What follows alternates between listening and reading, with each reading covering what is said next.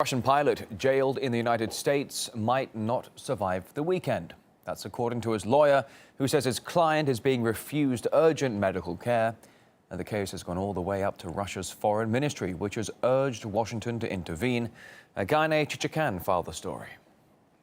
Konstantin Yaroshenko, who according to his lawyer is having symptoms of heart attack, may get medical help only by Tuesday. We reached out to his lawyer, and here's how he describes Yaroshenko's condition at the moment. Mr. Yaroshenko, my client, contacted me and stated that he was experiencing a burning sensation in the area of his heart, that he had trouble getting up, he had very high blood pressure, and in fact, Konstantin Yaroshenko said that he might not live through the weekend. Monday is also a federal holiday in the United States, so my supposition would be that any kind of medical treatment to Konstantin Yaroshenko could be provided only on Tuesday, the 18th of February. At the same time, I believe that the gravity of his condition requires immediate medical attention. The prisoner said he only received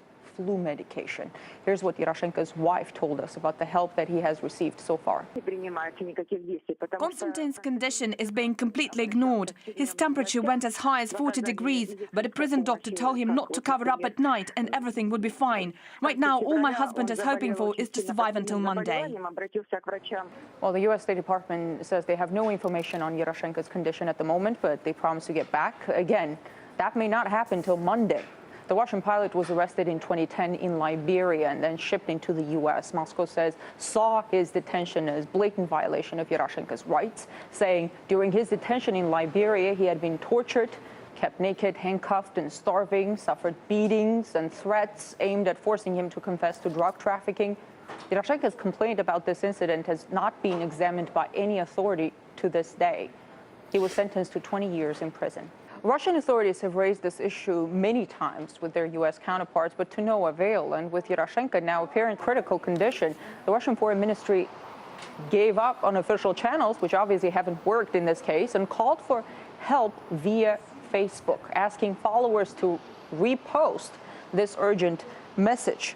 I quote here, "Hey, Washington, Moscow calling. Konstantin Yaroshenko, Russian citizen who became U.S. prisoner, is in terrible condition. He's alive today, but he may not be tomorrow. Do something. Please repost."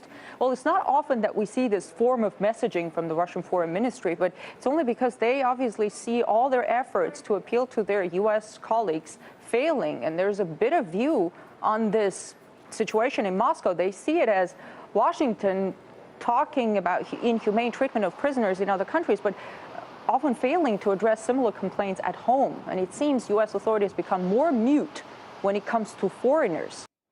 RT's Gaine Chichikan. Now, we did speak to the editor of Prison Legal News, Alex Friedman. He told us that keeping inmates alive isn't always a top priority in certain prisons.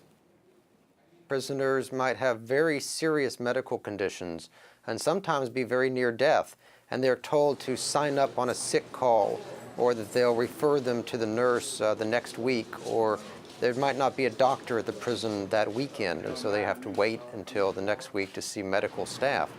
Yaroshenko received a 20-year sentence. He did not receive a death sentence. But unless he receives adequate medical care, he and other prisoners with serious medical conditions can die while in custody. Mr. Yaroshenko was basically kidnapped when he was taken into custody overseas by U.S. officials. The United States really does not have a lot of respect for the rule of international law when it conflicts with what they want to do. And we discussed the situation with human rights activist Richard Becker. He thinks Washington applies different standards depending on which country that's dealing with. There's, of course, always a standard that the United States leaders hold themselves to, and the standard, much, much higher standard that they hold other governments to. And they focus on certain other governments based on not on what the reality is of human rights in those countries, but on their relationship to Washington.